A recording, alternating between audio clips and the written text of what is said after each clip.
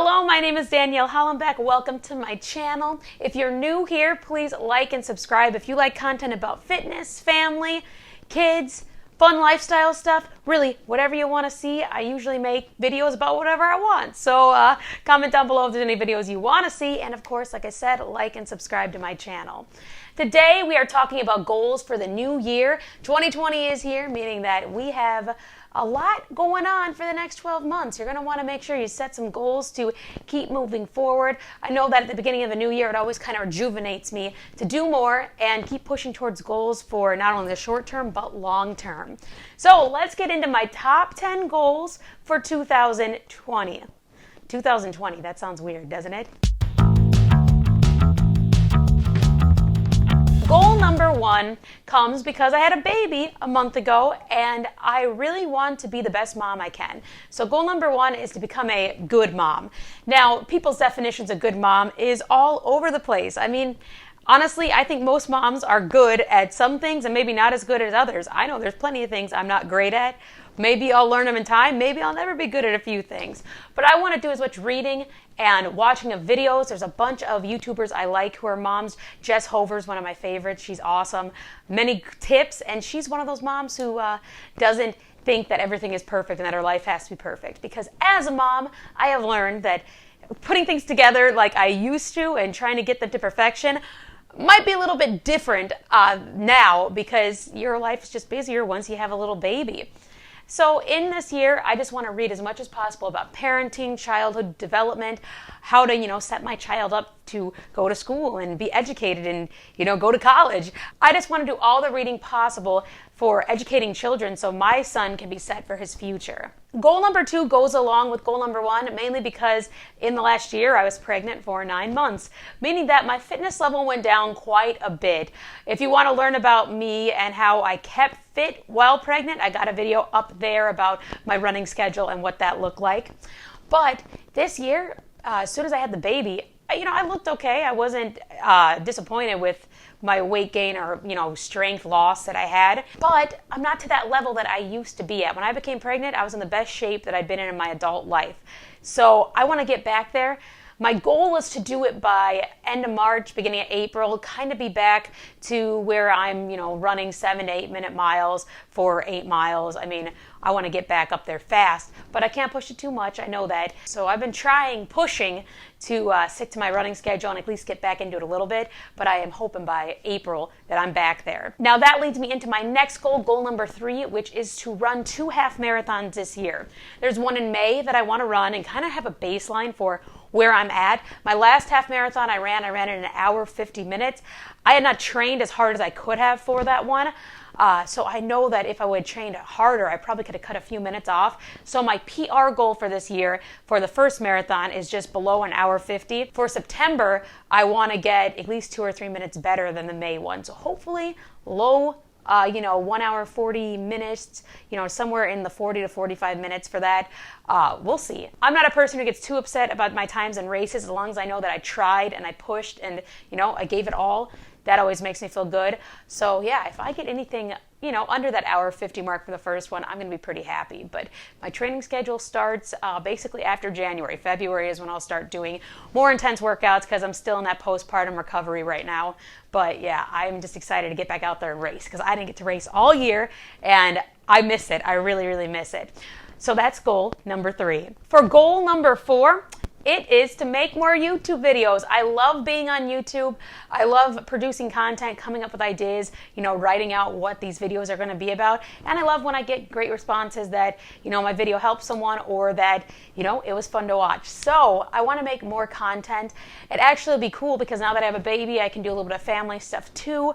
And I know that family fitness is something that there aren't really that many channels out there about it, but it's, something that is very important in the world with obesity epidemic in America and also just people not being as active in general. I think that getting families together to do activities is such a big thing. I know that's what my family was all about when I was growing up. So yeah, YouTube video content, really any content I think of, I just want to get a few videos out a week if possible so that you guys can see more of me and so, you can be entertained. Hopefully you're entertained by these videos. Well, goal number 5 is to do more projects around the house.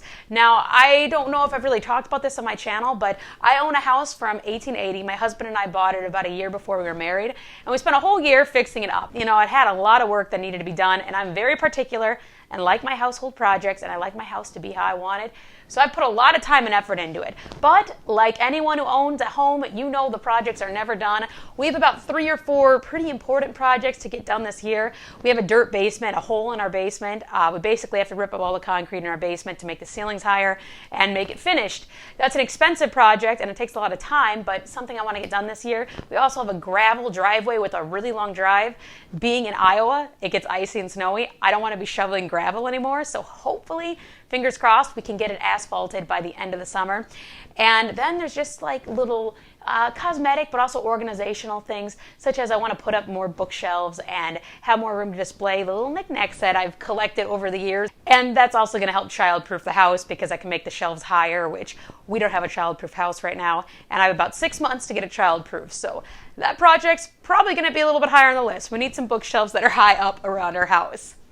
Goal number 6 is to make monthly goals. Now, I know that I have all these major 10 goals that I'm talking about right now, but if you set smaller goals throughout the month, that's usually easier to follow and keep to your big goals or resolutions you set in January. You can't just say, I'm going to lose 50 pounds this year without having a plan, right? So if you have goals every month, that kind of helps you stick to a plan.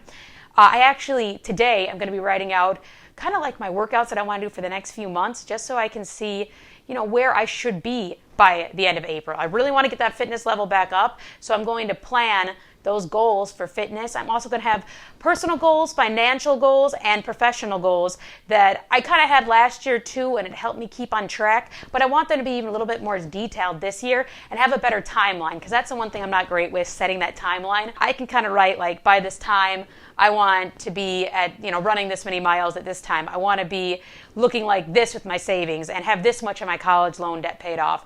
I want something in my mind where I can kind of visualize what I want for that month. I think that's going to be really helpful for me. That goes along with goal number 7, which is to be more organized. Now, I consider myself a clean person. I love to keep the house clean and tidy and neat, but just because I'm clean doesn't mean I'm organized. In fact, when I clean, I usually lose things because I'll put them somewhere when I'm cleaning and not put them in the spot that they should have been, and then I'm looking for it for a few, minutes or hours, depending on what it is. And, that's not good. I want to be organized so that my life flows a little bit easier. As a mom now, I got to be more organized anyway, because with my multiple jobs, my husband's jobs, and just, having to drop the baby off, going to doctor's appointments, doing whatever personal stuff we got to do or family stuff we have to do, I need to have a schedule. I need to keep things in my phone. I need to have alarms and alerts, things that I just used to remember. Since I've been a little bit more sleep deprived lately, I've forgotten. I forgot to drop my car off 3 times in a row, and I felt so bad for my mechanic because I've been going to them for years. But I just told him, like, hey, I had said a baby, it's really hard. And that was kind of like even the turning point at the end of last year where I was just very unorganized, and I needed to get more organized with my life. Goal number 8 is to start investing. My husband's very much into investing. He wants to invest in property all around the country to do Airbnb rentals. So we're trying to save up and make money to do that because, that's something where we get to use those Airbnbs as we travel, because he has relatives all over the West Coast. I have relatives all over the Midwest. It'd be nice to have a few properties that we could rent out and then also stay there when we're traveling. So that's kind of like a big goal, but I want to start saving for those investments. Because, everything that you do in your life now when I am young, it's going to help affect how my life goes for the rest of my life, and also for my children's life and my grandchildren's life. So goal number 9 is all about my professional goals.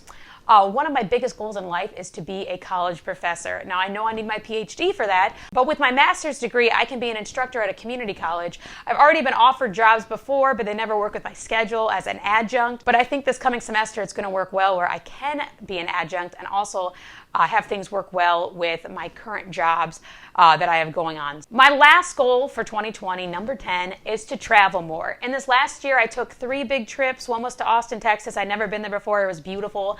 I went to Albuquerque, New Mexico, which that's where my husband has some family. I love going there. We've been there quite a few times in the last few years. It's awesome. And we also went to California once because that's where my husband grew up. And I love that. The beaches are so great in the Los Angeles County. And I want to go more this year. I hope that we can go 2 to 3 times, especially with the new baby. I want him to be able to see his family and, show off the grandkids. So if we could travel more to California, maybe go somewhere out east. I haven't been out east in a few years. The last time I went was to Syracuse when I had something for school. But yeah, I just want to travel more, especially I have a little more flexibility with my schedule. It'd be very nice to just go on a few 5-day trips and take some time. Even if I have to work during the time, it'd be nice to just go and do that. So I just want to travel all year long. Well, that has been my top 10 goals for 2020. I hope that you enjoyed them. What are your goals for 2020? Let me know down below. I am very interested because, hey, sometimes when I hear someone else's goal, it kind of makes me think like, oh, maybe I should add this one to my goals for the year. So please comment them down below. Like this video, subscribe, share this video with anyone you think who might enjoy it. And of course, keep on watching for more videos. I'll have hopefully a few a week. That's what I'm hoping for in 2020. We'll see how it goes with the baby, but fingers crossed it all goes well. I will see you guys in the next one. Bye.